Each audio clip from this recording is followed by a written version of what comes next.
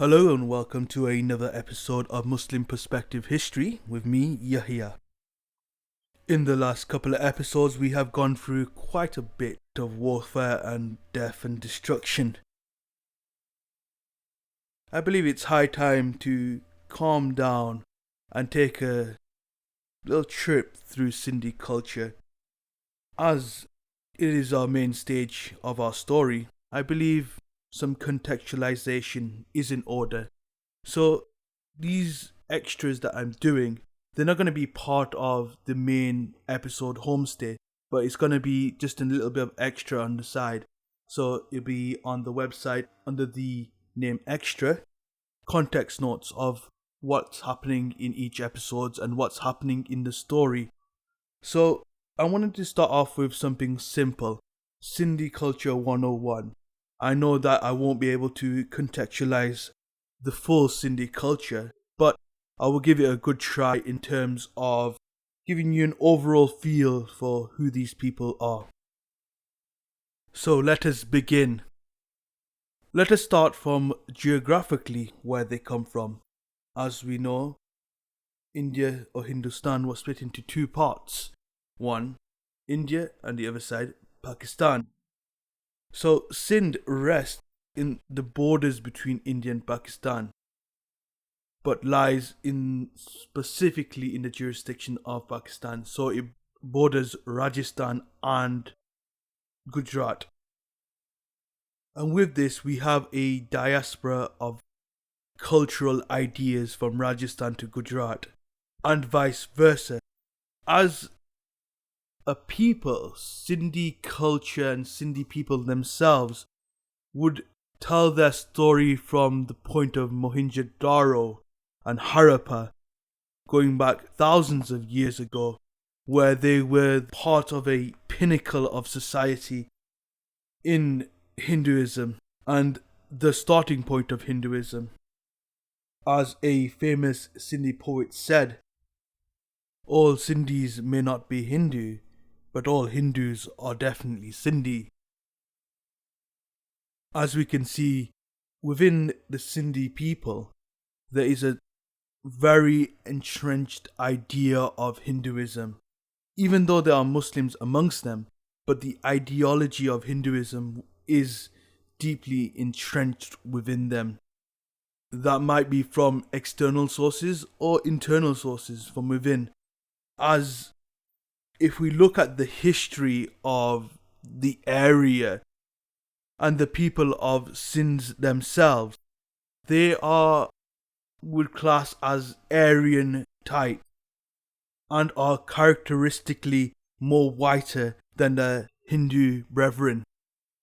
This can be attributed by British colonials trying to enforce their opinions on the matter of Vedic culture, and specifically Aryan culture.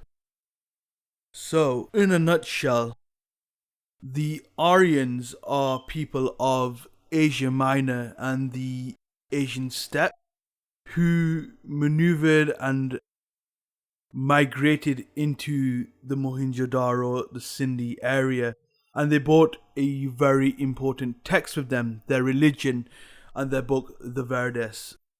And the idea of black and white, that white is good and black is evil. But I don't want to get into these ideological arguments at this current time, because the episode in question is just Sindhi 101.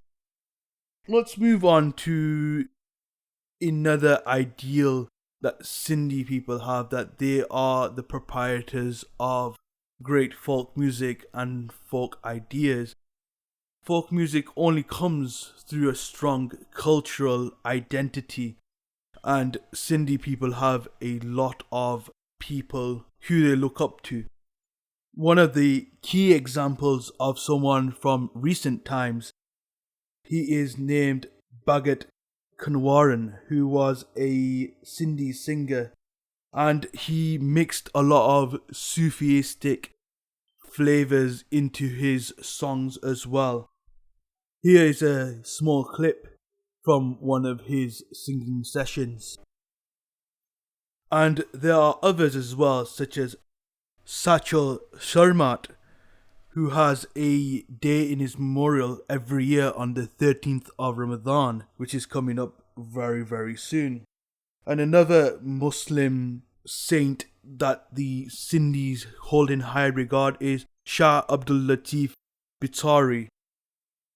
These saints, Muslim saints specifically, have a very interesting role in Sindhi culture, as a small portion of the Muslim population do some form of grave reverence. The grave of Sachal Sharma is visited by not only Muslims, but it also has its own Hindu section within the grave area. You must be now asking yourselves, why am I mentioning Muslims with the Hindu Sindhis? The Sindhi culture and the Sindhi area has a very interesting dichotomy. Whenever a invader came into the land, they would adopt some of its culture. For example, they adopted some of the ideas of Alexander the Great, and then the Persian Empire, which invaded them a little while later. The influences are specifically telling in the food that the Sindhi people eat. It's a very close relative to what the Persians eat in Iran. Another factor which can deduce how a culture is by their very religion. Religion is, by all means, a reflection of the environment that you live in. Specifically, the polytheistic religions, they have a tendency to amalgamate within each other. Like, for example, we see from Buddhism. Buddhism didn't encapsulate Hinduism, it just mixed into both of them. So, did the same thing happen in Japan, where with Shintoism and Buddhism? And in China, you see specific deities mixed in with Buddhism. So, there are a number of examples from polytheistic religions that it doesn't always eat up the other religions, amalgamates them into one. One example I can give is the patron god of the Sindhis, Juhulal, who seems to be the god of the river Indus, which runs through the whole Sindhi area. He seems to be a very interesting character. He doesn't belong normal Hindu pantheon as Ganesh or Hanuman or Shiva, but he seems to occupy a very unique space. The closest patron god that we can see that he's connected to is by a god named Varura, who seems to be one of the oldest Vedic gods out there, and he was a god of water as well. So he seems to be a very, very old god, possibly a god from the Indus Valley themselves. If you want to visit this shrine in Sindh, in Pakistan, there's a place called Oderul Lal, which seems to occupy a very unique place in Pakistan culture as well, that it is a shrine that houses Muslim grave reverence and Hindu grave reverence as well. A very unique dichotomy. This goes back to the origin stories of Jehulal. The one I'm going to mention right now is one of many that I have found, but this seems to be the most cohesive one that is found, which I will sum up real quickly. A tyrannical ruler named Murksha from the nearby place of Tataba. Apparently, he ordered the people of that area to accept Islam in the 24 hours or they would all be killed. Apparently, one person went to the Indus Valley to worship Varuna, the oldest god in the Vedic pantheon. So the god gave him a vision that Jehulal will be born to such and such person, and you need to go to that person ASAP, so to witness the birth. So when he was born, miraculously, he was born, turned into an old man, went to the banks of the Indus Valley River, and he set up a firestorm by himself. And then the king tried to attack him. Then he turned into an infant, and when he looked again, he turned back into a warrior, and then he turned back into the old man. And through this firestorm, the tyrant king palace was destroyed by fire, and he escaped to the riverside where Jehulal was waiting, and he begged for forgiveness, and Jehulal sucked him into the ground, and apparently that's where the shrine of Oderlal stands upon. So this is just one of the theories. There are a number of other theories that Jehulal was a pious saint, a Sufi saint, but these are up to scholarly debates on the actual origins of Jehulal himself. But one thing we are for certain, that according to Muslim and Hindu belief, historical belief as they say, that he existed at one point or the other, this can't be verified with any real strong academic scrutiny. But we also see from other anecdotal evidence that he might have existed, because his legend has gone on for so long and a number of things have been introduced. So that brings me to festivals of Sindh. There is one specific one for Jehulal himself, which is Chati Chand. This is two festivals combined into one. Firstly, it's a spring and harvest festival, which is give thanks to the harvest that has come forth in the year, and also it is for them giving thanks for Jehulal saving them from the evil Muslim ruler. They say the purpose of this festival is that to celebrate Jehulal, but there is also another connotation to this, that some people state that it is an expression of freedom, that Hindus and Muslims shouldn't forcibly convert. So in lieu of that, it gives more gravitas that this person, Jehulal, may have been some kind of a Sufi sheikh. As I mentioned before, Cheti Chand is celebrated by both Muslims and Hindus, and it is general festivities of children and families getting together, eating good food, and wearing Sindhi clothes, which for the males is the topi, the cap, the skull cap, with a cut wedge at the front, with a waistcoat made of knot designs, with mirrors stuck and embroidered into the waist jacket, with a guffney, which is a long shirt with baggy pants. And for the females, it's something very similar, which you find in Asian clothing, which the Punjabis wear and the Gujaratis wear, with the same knot design, with boxes and squares, with mirrors stuck in between. With also wearing these Sindhi specific clothes, their food is very, very specific as well. There is a lot of use of clarified butter, aka ghee, in their food, and they have a very special type of bread which is kneaded with ghee, which is eaten on this specific day. And they have a very heavy reliance on dal, lentils and spinach and fish, which are typically easy to find in a semi-arable landscape like Sindh. And within these festivals, we talked about the food and the clothing.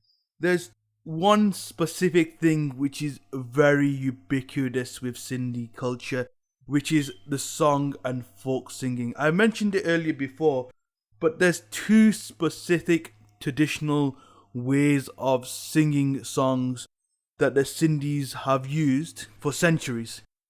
And these two styles have been used and redacted and reinvented by Bollywood Indian cinema a number of times. Here is a couple of examples for you now.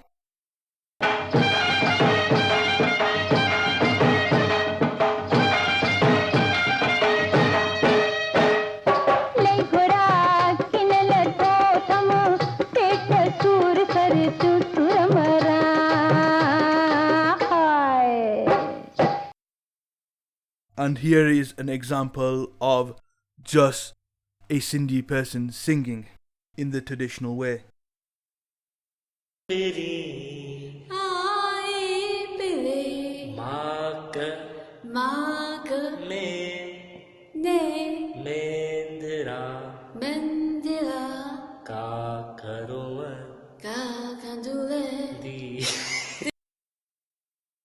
So there are similarities, but I want to mention two specific ways. This first one's called the Hojamalu, which are traditionally sung by women during a wedding and during a happy occasion.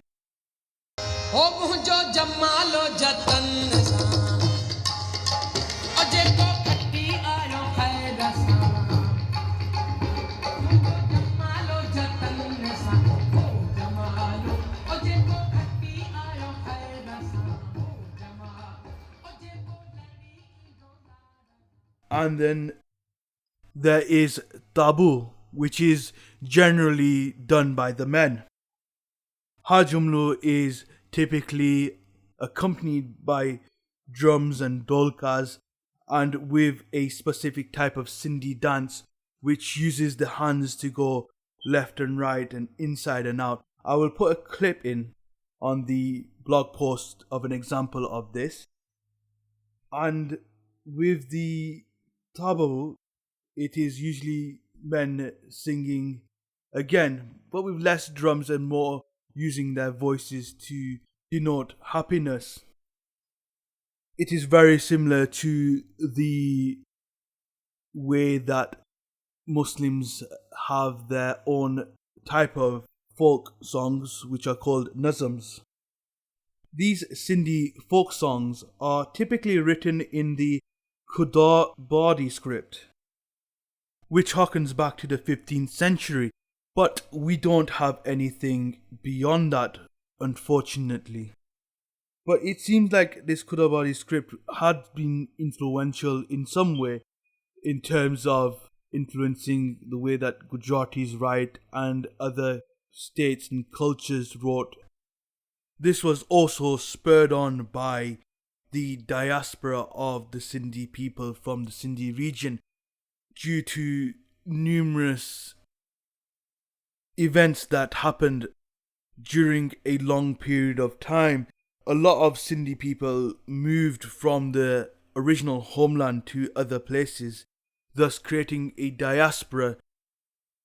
The largest one has occurred during recent time during India independence, where people moved from Pakistan to India and India to Pakistan. The people of Sindhi, specifically the Hindu Sindhi culture, has been one of strength and determination. And we see that in the Sindhi people today. We can still find Sindhi people everywhere all over India, and they have a very specific day that Pakistanis still celebrate, which is Sindhi Day. If you ever get the chance to watch it on YouTube or ever go to it, they have a single day in the year where they celebrate all things Sindhi. You can check that out on YouTube. There are numerous videos of people going to these festivals. So now we're going full circle now. We've taken just a brief cursory viewpoint on what Sindhi culture is. I'm hoping to have more sessions on regards to this culture, but this is just to contextualize what is Sindhi and the mentality of Sindhis. If you wish to know more on Sindhi culture, the book I have been using to give you this Sindhi 101 is from a book called Interpreting the Sindhi World by Michel Boivin. It is not the thickest of books, but it gives a very good and comprehensive viewpoint on Sindhi culture, and it's balanced from both sides, from the Muslim perspective of Sindhi culture and the Hindu perspective of Sindhi culture. For now, let's call it the end of the episode. But before I let you go, there is a couple of updates that I have that I wish to share with you. The first one is the Patreon site. Now I have set up tiers for support on the Patreon. £3 is just general support, which you get general thanks for helping us prop up the project. Second tier is the £5 tier, in which you will have voting power on what will come inside the project and what will happen in the next episode. And also you will get a monthly AMA, so ask me anything. And finally the top tier, which is £10 a month. You get everything above, and also you'll get a BTS behind the scenes audio clip as well every time a episode comes out. So these are the three main tiers: £3, £5 and £10. Hopefully, as more of this project goes on, more items will be added onto the tiers as well. And also, we have set up our first ever Patreon goal as well, which is to get a brand new computer which doesn't sound like a carbine harvester. By getting a new computer, I will be able to process episodes faster and go into more video content creation.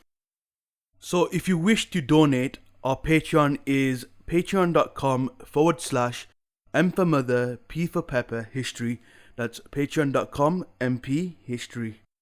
The links of the Patreon can be found on our website on www.muslimpforpeterhistory.com. That's www.muslimpforpeterhistory.com.